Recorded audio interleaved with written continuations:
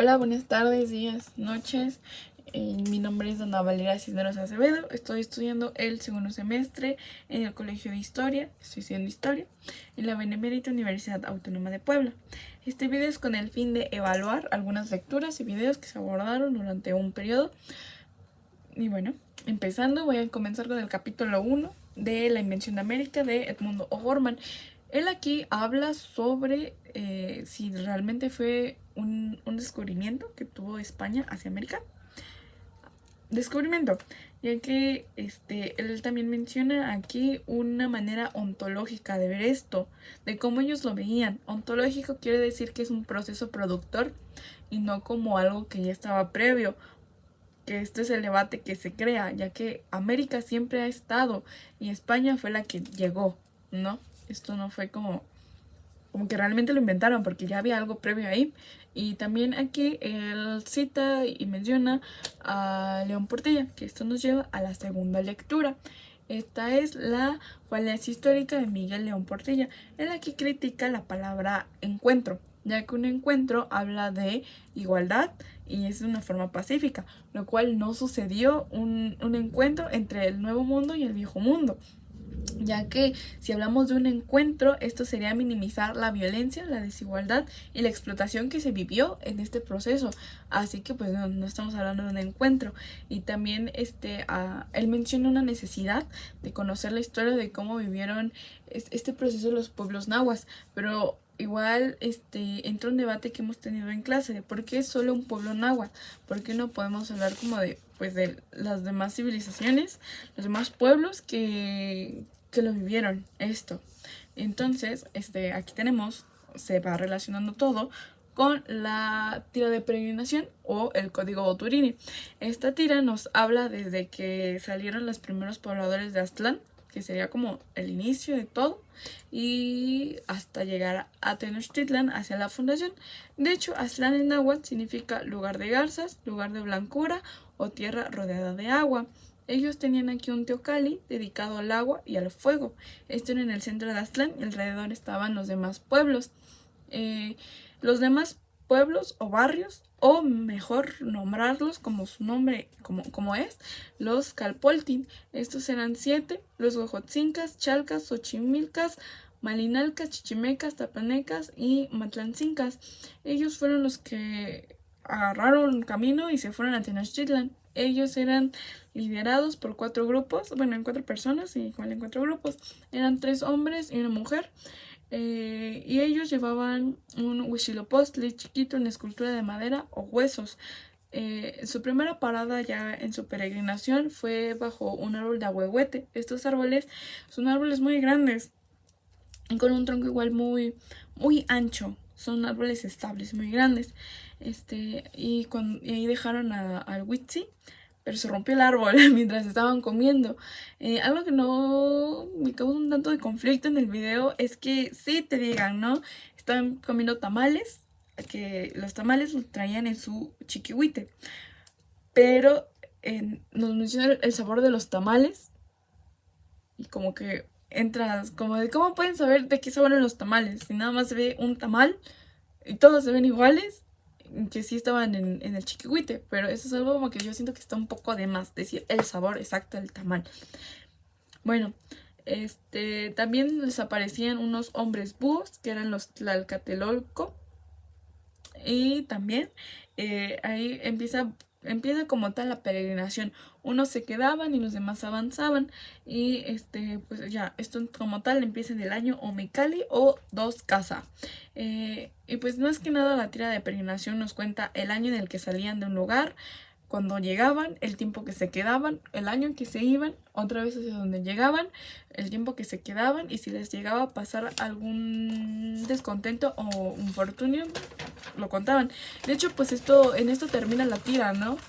En que tienen que pedir, tienen que como que lo secuestran, luego tienen que ir a recolectar orejas, pero dicen no, pues mejor lenguas para que sean exactas las que nos pidieron, ¿no? Esto sucede y en esto termina y ya. También nos cuenta la tira de peregrinación cuando les dan pulque o el octli, la bebida de los dioses. Bueno, ahora sí, continuamos con la historia según los nahuas, cómo ellos lo percibían, cómo ellos percibían su visión de todo. Y esto era gracias a los mitos. De hecho, eran más mitos políticos, porque era su historia personal, un sentido de pertenencia, no de nacionalidad, porque ¿qué nación iba a haber? No había un México, ¿no? Es más su sentido de pertenencia hacia su pueblo. Y también nos explica un tanto esta lectura otros tipos de pensamiento, como la del mundo antiguo, que es con Heródoto y con Tucídides. Tucídides habla de hablar la historia de una experiencia viva y personal. Y Heródoto nos da cuenta sobre las vivencias que otras personas le contaban. Es ahí cuando él empieza a hacer su historia. También tenemos varios acá, como cada pueblo náhuatl cuenta su propia historia con los años que se había empezado su migración. O sea, su historia empieza cuando llegaron al lugar de Aztlán para allá. Y pues igual, el mismo mito, ¿no? De Aztlán, porque no sabemos si es verdad, no hay un registro como tal del lugar, aquí fue, ¿no? Está más que nada en escritos, pero de hecho también esto puede ser un tanto confuso, ¿no? Porque pensamos occidentalmente que los españoles fueron quienes quemaron todos los códices, cuando no es verdad. Hubo incluso nahuas como Estelcuatl y Tlacael que quemaron mismos códices ellos, y ahí se pudo modificar la historia pues que ahorita que conocemos, ¿no? Y pues continuando con esta manera de recordar, están los cuicatl, que son los cantos en donde se habla la historia. Igual en clase se llegó a comentar que un canto tiene evidencia en como 4 códices. Y es una manera de recordar la historia, en donde cómo se está viviendo y se crea. E incluso estos cantos se enseñaban en los Cuicali, que eran escuelas en donde existían tanto hombres como mujeres, ya que pues esto era su historia general. También en los Telpochcali y en el Calmecal se enseñaba, ¿no? Obviamente. Y también había unos tlacuilos que eran los que se encargaban de escribir la historia. Eran como unos escribanos nativos.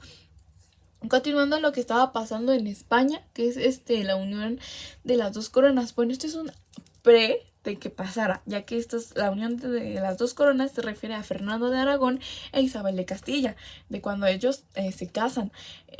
Aunque casi no se logra, ya que eran familiares y tuvieron que conseguir una bula papal, y también no tenían tanto dinero, entonces tuvieron que pedirle dinero al papá de Isabel para que pues pagara la boda. Y ya ellos se terminan casando el 19 de octubre de 1469, Fernando con 17 años e Isabel con 18. Al igual que a Isabel se le influyó en sus decisiones, ya que tenía otros 2 pretendientes, pero terminó eligiendo a Fernando y pues terminó estando en todo lo que pasó.